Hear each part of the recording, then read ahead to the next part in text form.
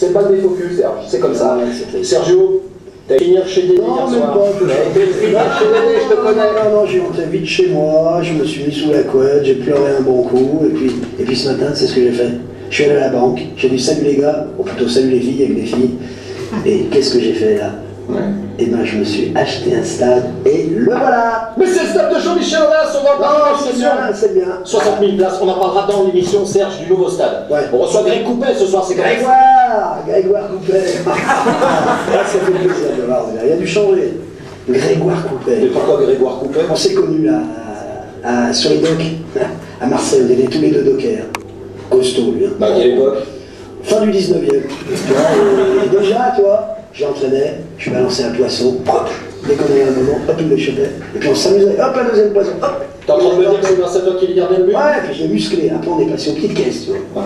Une caisse, hop, il l'attrapait. Une caisse, hop, là, il l'attrapait. Serge, il lui arrivait de lâcher les caisses? Mais tu vois, maintenant que tu me le dis, c'est vrai que des fois... Yo, yeah, that's what time it is. Serge Colomb, c'est vrai, on va pas lutter là. Y'all ready for this? Tu me mets dans une situation délicate.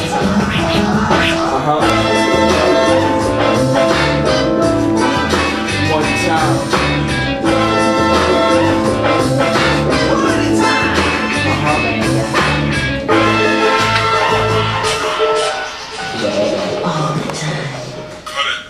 Bonsoir et bienvenue. Dieu que l'actualité est riche, puisque l'Olympique Lyonnais hier soir a subi une belle défaite du côté du FC Barcelone. Il y a la présentation du nouveau stade de l'Olympique Lyonnais dans une demi-heure à peine, et l'invité du soir, le plus mauvais gardien du monde, mesdames, messieurs, Greg Coupet.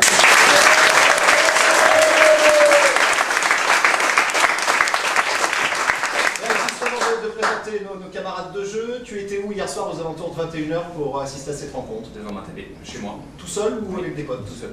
Très bien. On va largement parler de cette défaite de l'Olympique Lyonnais hier soir, et puis on reviendra sur le stade, on reviendra sur ta condition physique également, où en es-tu, etc., etc. Et puis on va déconner, je l'espère. Tu vas bien? Non, non. Il y aura, mesdames, messieurs, je sais que vous êtes ravis, Serge Collonge pour m'accompagner.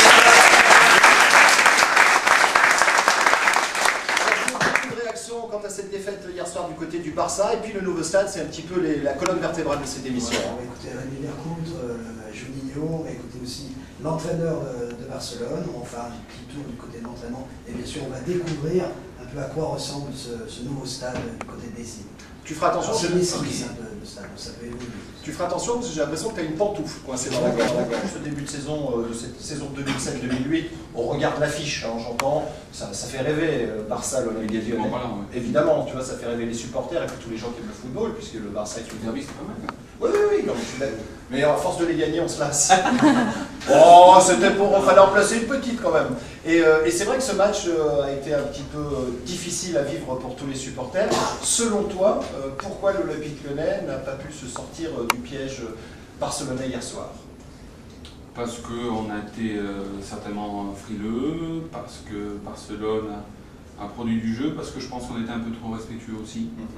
J'avais une grande crainte de déco et ça s'avérait plus que précis, et malheureusement il était important dans ce contexte-là. Il avait déjà fait mal avec Porto. Terrible. Et bon, en même temps, bon, moi j'étais pas là pour rappeler ces souvenirs-là, parce qu'à ce moment-là, il n'y avait que moi, Sidney. Mais c'est vrai que c'est des joueurs qui sont vraiment problématiques sur un terrain, et si tu n'arrives pas à museler un mec comme ça, si tu n'arrives pas à lui imposer un peu quelque chose au moins physiquement. C'est-à-dire que quand derrière, il a la baguette, quoi. Et sans, comme je dis pas de mettre un contrat dessus, mais il y a des mecs comme ça, il faut annihiler ses performances. Est-ce que tu ne penses pas que justement on a un peu trop reculé et c'est exactement ce qu'il ne fallait pas faire? C'est toujours facile de parler après. Je sais, je te parle. Ben si, moi je pense qu'il aurait fallu attaquer plus, qu'il aurait fallu... Bien sûr, tout le monde pense ça, mais moi, voilà, ce qui me dérange, bon, le 3 bien sûr, mais le 0, parce que le 0 il est complètement mérité. On n'a pas miné à la fenêtre, quoi. Je crois qu'on a perdu surtout parce qu'on était moins fort que le Barça. Après, c'est très simple, il faut gagner contre Glasgow. Oui, mais être moins fort, au moins lutter, donner quelque chose, rendre quelque chose, moi. Là, le problème, c'est je trouve qu'on a quand même beaucoup accepté. Très bien, eh bien on va commencer par les premières réactions de cette émission, et c'est celle de Rémi Vercoutre, à qui il faut tirer un grand coup de chapeau, puisque la sentence aurait dû être beaucoup plus importante, soyons totalement honnêtes, hein, puisqu'il a sorti le match. Donc bah voilà, ça a médité, ça a travaillé, et puis il va falloir maintenant se replonger directement à partir de dimanche dans le championnat, et ça on l'a tous dans les têtes dès ce soir. Est-ce que la satisfaction personnelle, on peut la garder quelque part dans sa tête lorsqu'on perd 3-0 ? Sincèrement, quand on perd 3-0, qu'on prend pas de points, je préfère à la limite être un peu plus controversé, un peu plus alimenter certaines gazettes comme dernièrement, mais ramener des points. Ouais, mais on voit quand même que toi, tu es en train de grimper sur la courbe de tes performances. Je vous laisse en juger. Moi, personnellement, j'ai dit qu'il me fallait du temps, que je me sentais de mieux en mieux. Voilà, ben, ça commence à prendre forme petit à petit. C'était pas forcément des paroles en l'air. Voilà, Joël est venu me réconforter ce soir et ça m'a fait beaucoup de bien parce que, je vous dis, j'étais quand même très déçu d'avoir pris 3 buts ce soir. C'est des moments pas faciles, parce que quoi qu'il arrive, il est seul à pouvoir les gérer. Et ça, il le sait. Après, nos positions sont celles qu'elles sont, mais je crois qu'à côté, comme je dis, t'es dans le travail, t'es bien dans le travail, donc réfugie-toi là-dedans. Et puis après, c'est aussi avec l'expérience qu'on arrive à gérer un match de championnat normal, un match d'un derby, un match de Ligue des Champions, et passer de l'un à l'autre, c'est pas évident. Et au-delà de son cas perso, c'est toute l'équipe qui est dans cet état d'esprit aussi, et qui est en train d'apprendre. Donc voilà, je crois que personne n'a rien de facile actuellement, et Rémi entre autres. Lorsque l'équipe MAG est sortie, ils ont titré Greg Coupet, l'Olympique Lyonnais est moins fort que les autres saisons. J'ai lu l'article comme tous les supporters et je me suis rendu compte que l'accroche était beaucoup plus virulente que le contenu.